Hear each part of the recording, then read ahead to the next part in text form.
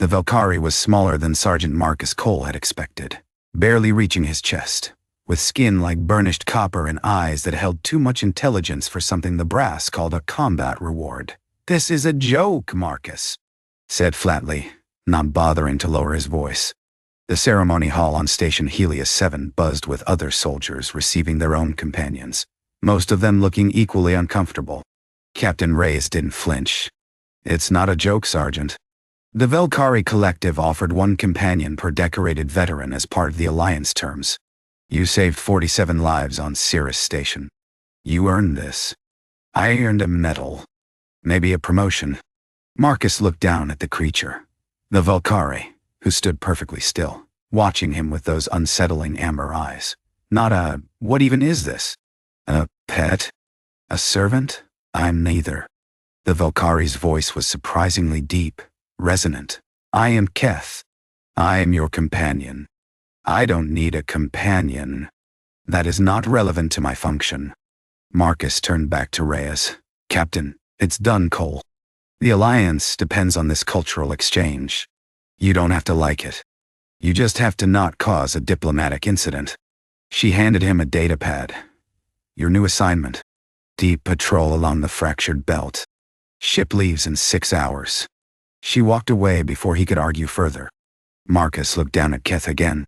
The Vel'kari hadn't moved, hadn't shown any reaction to being discussed like cargo. Those amber eyes simply watched. "Can you fight?" Marcus asked.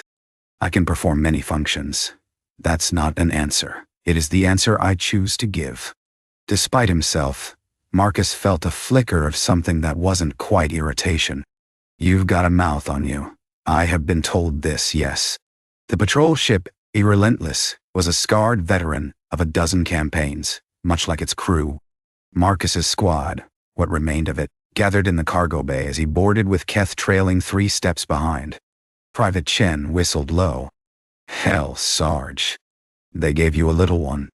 "Shut it, Chen." Corporal Vasquez leaned against a supply crate, arms crossed. "Heard the Vel'kari companions are supposed to be some kind of honor. Their best and brightest, volunteering to bond with us." "Bond?" Marcus dropped his kit bag. "It's politics. Nothing more." Keth spoke, surprising everyone. "The bond is not politics. It is purpose." "Purpose?" Vasquez raised an eyebrow. "What purpose?" "To ensure my human survives." Silence fell over the cargo bay. Marcus felt something cold settle in his gut. "I'm not sure a human," he said quietly. "The designation has already been made." Keth's tone carried no emotion. "You may reject it if you wish. It changes nothing." Marcus shouldered past the Vel'kari without another word, heading for his quarters. He could feel those amber eyes on his back the entire way. The BA Relentlessing had been in the fractured belt for 3 days when Marcus finally addressed Keth directly again. "Why do you follow me everywhere?" They were in the ship's small observation deck, Marcus nursing a cup of cold coffee while watching the tumbling asteroids outside.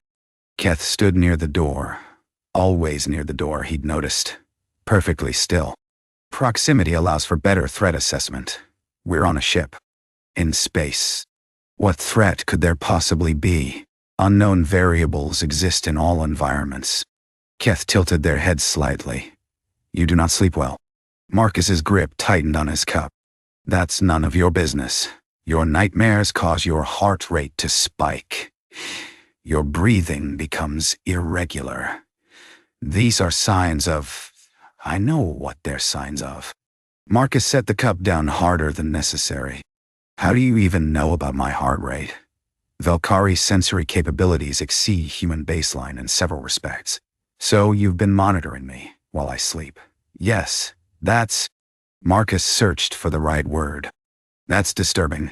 It is my function. Your function is disturbing." For the first time, something shifted in Keth's expression.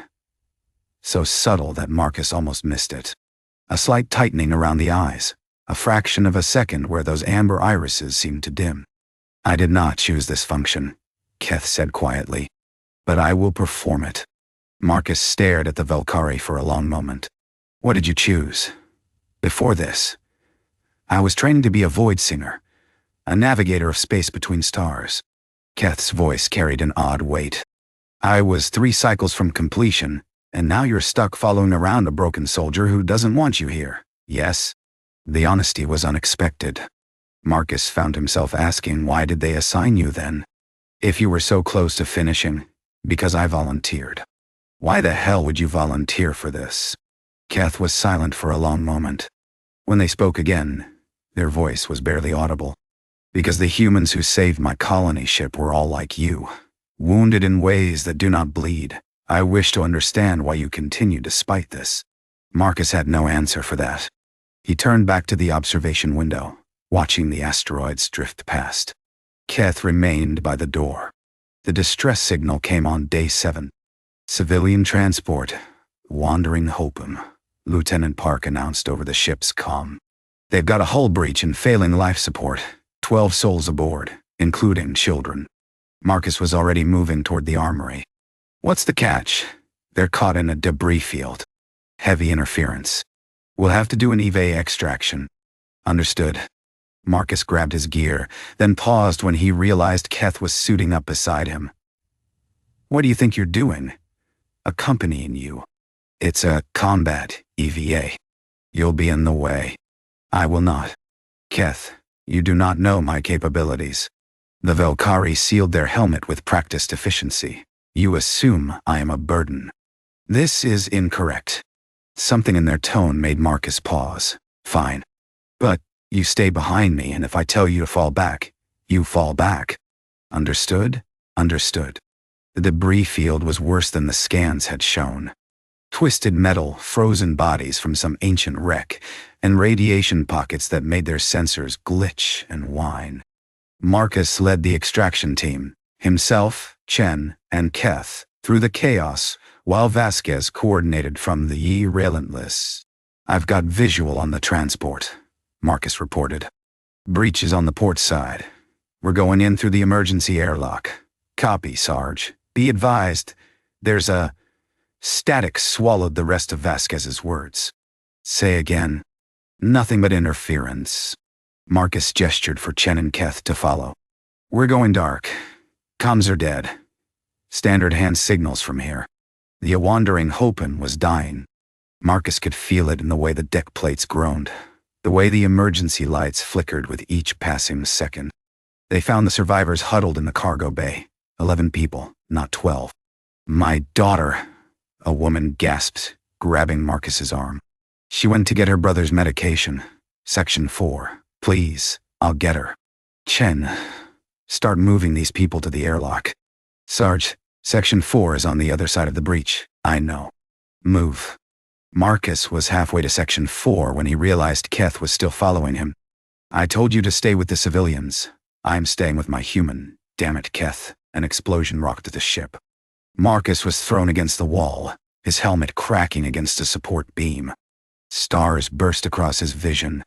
Through the haze he heard screaming, the high-pitched wail of a child. The girl, Keth said, already moving. I hear her. Marcus tried to stand, but his leg buckled. Something was wrong. The suit's pressure gauge was dropping. A breach somewhere. He couldn't feel his left arm. Go, he managed. Get the girl. Hal. Keth was already gone, moving through the tilting corridors with a speed and grace that Marcus had never suspected. The Vel'kari returned less than a minute later, carrying a sobbing child in their arms. She is unharmed.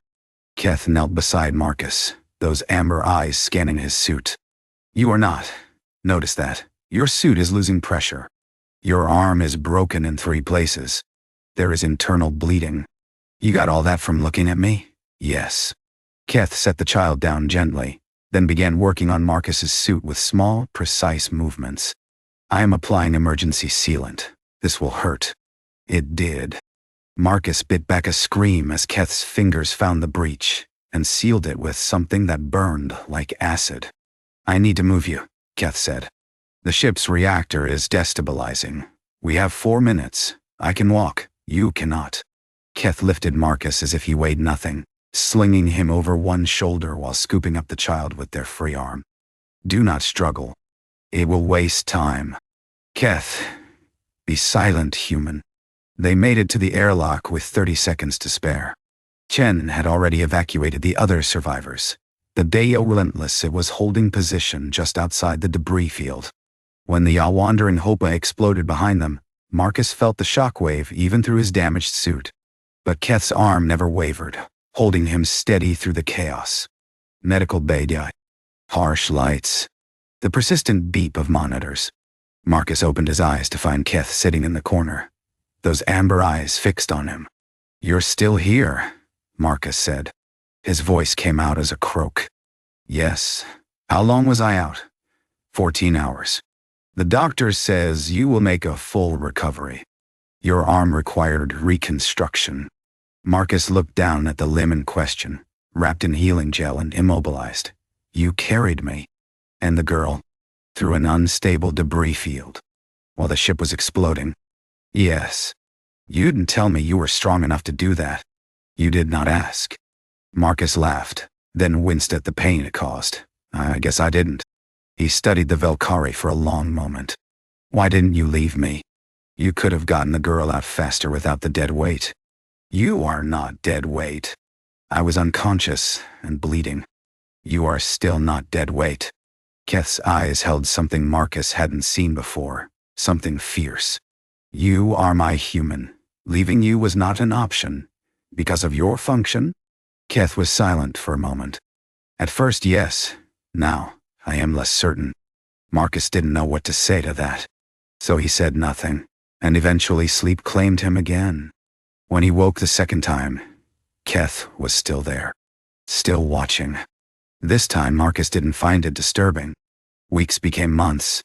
The ear relentless and continued its patrol, and somewhere along the way, Marcus stopped noticing when Keth wasn't beside him. He started noticing when they were. "You're hovering," he said one evening in the mess hall.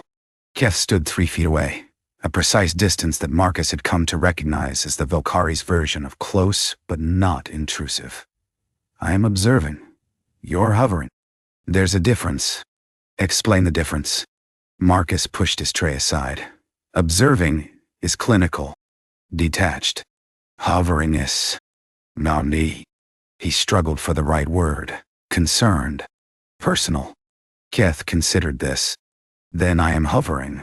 Why? Because you have not eaten in 17 hours. Because your sleep was interrupted 4 times last night. Because there is a pattern emerging that concerns me." "A pattern?" "You are withdrawing." Keth's voice was carefully neutral. "The closer we get to the anniversary of Cirrus Station, the less you speak. The less you eat. The less you sleep." Marcus's blood went cold. He hadn't told anyone about Cirrus Station. Not the real details. Not the cost. "How do you know about the anniversary?" "I research what matters to me." Keth stepped closer, inside that careful 3-foot boundary. "You saved 47 lives that day. But you lost 8 soldiers under your command. I know their names. I know you speak to them in your nightmares. Stop. I know you believe you should have died with them. Stop. Keth fell silent. Marcus was breathing hard, his hands clenched into fists on the table. For a long moment, neither of them moved. Then Keth did something they had never done before. They reached out and placed one copper-skinned hand over Marcus's fist. "I am not your enemy," Keth said softly. "I am not here to judge your pain. I am here because—" They paused, seeming to struggle with the words. "Because I have come to believe that you deserve someone who stays." Marcus stared at that small hand on his. "Keth, you do not have to speak of it. But you should eat, please." Something cracked in Marcus's chest. Not breaking, more like a lock finally giving way after years of rust. "Okay," he said quietly. "Okay." He ate. Keth watched. And for the first time in years, the silence didn't feel empty. The attack came without warning. One moment, the relentless was running routine scans. The next, 6 Kravathi interceptors dropped out of fold space, weapons hot. "Battle stations." Captain Reyes's voice cut through the alarms. "All hands, battle stations." Marcus sprinted for his post, Keth matching his pace stride for stride. The ship shuddered as the first salvo hit their shields. I thought the Cravathi were neutral, Chen shouted over the chaos. Apparently not anymore. Marcus grabbed his rifle and headed for the breach points. They'll try to board. Standard defensive positions. The Cravathi hit them hard and fast. 3 assault pods punched through the hull in rapid succession, disgorging soldiers that stood 8 feet tall and moved like nightmares. Marcus's squad held the line at Junction 7, but they were outgunned and outmatched. Vasquez went down with a plasma burn to the chest. Chen took a hit to the leg. One by one, the defenders fell. Marcus kept firing. Beside him, Keth fought with a ferocity he had never seen, using their smaller size to dart between enemies, striking at joints and vital points with surgical precision.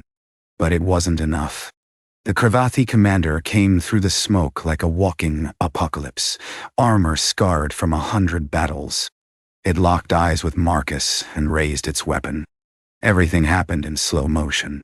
Marcus saw the weapon charge, saw the barrel align with his chest, saw, with perfect clarity, that he was about to die. And then, Keth was there. The Vel'kari slammed into Marcus, shoving him aside as the plasma bolt fired. It caught Keth square in the back, and Marcus heard a sound he would never forget, a high, keening cry that seemed to come from somewhere deeper than vocal cords. Keth collapsed. Something inside Marcus shattered. He didn't remember killing the Cravathi commander. He didn't remember the rest of the battle at all. Later, Chen would tell him that Marcus had moved through the remaining enemies like a force of nature, like something beyond human. All Marcus remembered was kneeling on the deck beside Keth's still form, copper skin turned ashen, those amber eyes flickering. Keth. His hands were shaking as he tried to assess the damage. Stay with me. That's an order. That is... Keth's voice was barely a whisper. That is not how orders work. I don't care. You don't get to die. You hear me? The wound is... Gun. Significant. I don't care. Marcus was shouting now, tears streaming down his face. You told me people deserve someone who stays. So, stay. Stay, damn you. Keth's hand found his, those slender fingers wrapping around Marcus's scarred knuckles. I did not think it would hurt this much. What? What hurts? Caring. Keth's eyes found his. I did not expect to care this much. About whether I live. About whether you grieve. Marcus pressed his forehead against Keth's. You're not dying. The medics are coming. You just have to hold on. I am trying. Try harder. Something that might have been a laugh escaped Keth's lips, still giving orders. Someone has to. The medics arrived 30 seconds later. Marcus didn't let go of Keth's hand until they forced him to. 3 days. Keth hovered between life and death for 3 days while Marcus sat vigil outside the medical bay, refusing to eat, refusing to sleep. Captain Reyes found him on the morning of the 4th day. Sergeant, you need to rest. I'm fine. She sat down beside him, her own face showing the strain of the battle. The Vel'kari medics arrived an hour ago. They say Keth has a chance. A good chance. Marcus's head dropped. They said that. They said the plasma damage was extensive, but Vel'kari physiology is more resilient than ours in some ways. They're optimistic. Optimistic isn't a guarantee. No, Tew. It's not. Reyes studied him for a long moment. I've seen a lot of soldiers in my time, Cole. I've seen the ones who shut themselves off to survive. I thought you were one of them. I was. What changed? Marcus didn't answer. He didn't have to. Reyes nodded slowly. The Vel'kari have a concept they call Vel'kari. Roughly translated, it means soul bond. They believe that when a companion finds their match, it's not something that can be broken or undone. It's not about duty. It's about two beings who make each other more than they were alone. Keth never mentioned that. They wouldn't. It's considered private, sacred. Reyes stood. Whatever you two have, Cole, don't throw it away because you're afraid of what it means.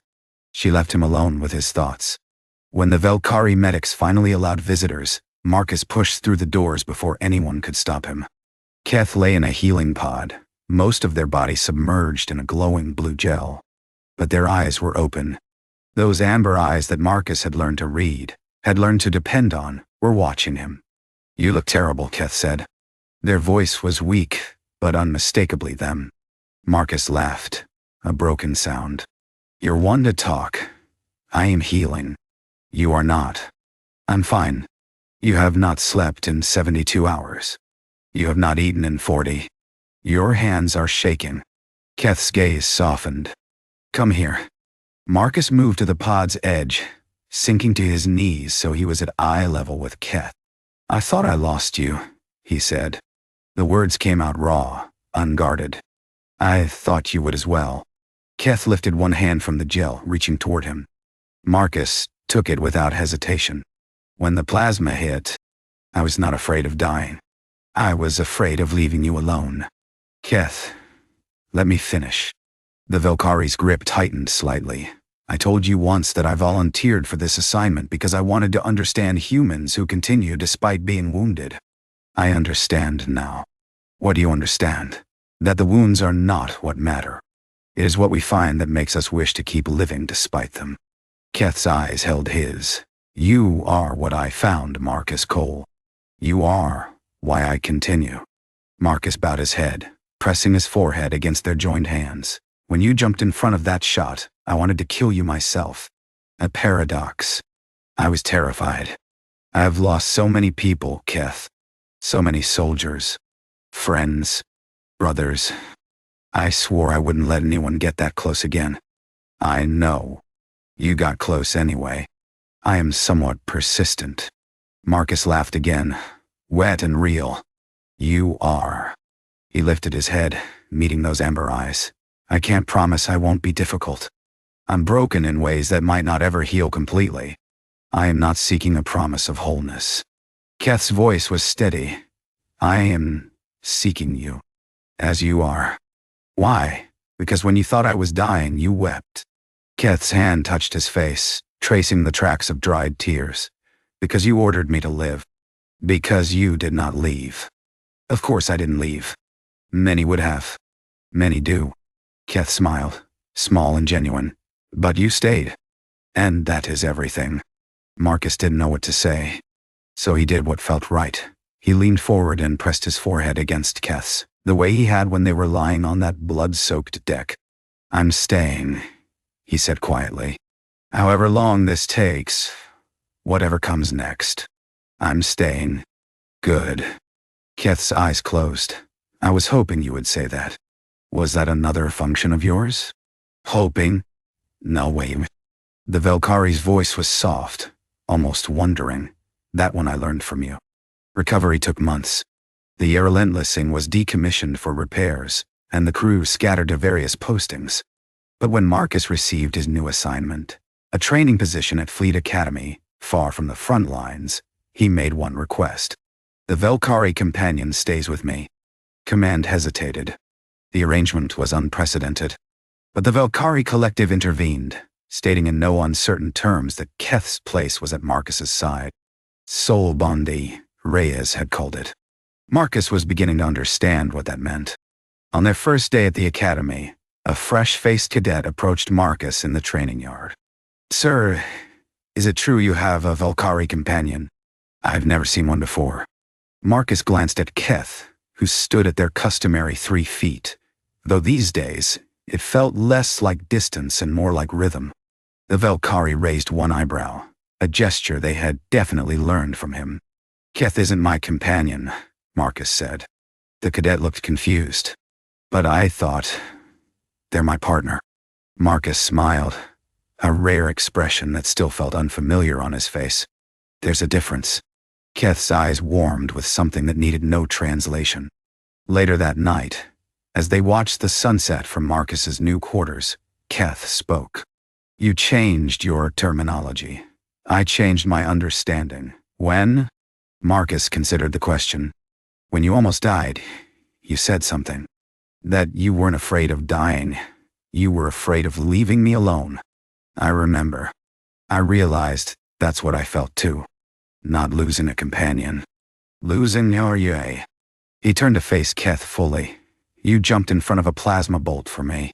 That's not a companion's duty. That's not a function.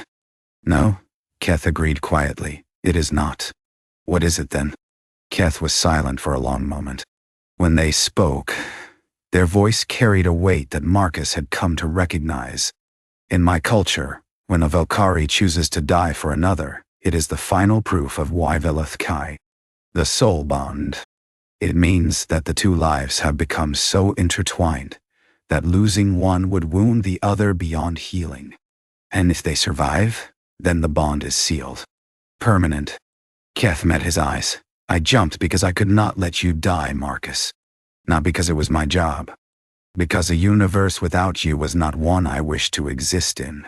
Marcus felt the words settle into his chest, filling spaces he hadn't known were empty. Keth, he said softly, when I ordered you to live, when I said people deserve someone who stays, I meant it. All of it. I know. I'm not good at this. At words. At feelings. I know that as well. But you're my partner. He struggled for the right word, the one that encompassed everything they had become to each other. My Vel'kari. If that's what it's called. Keth's eyes widened slightly, the Vel'kari version of profound surprise. You cannot know what that word means to us.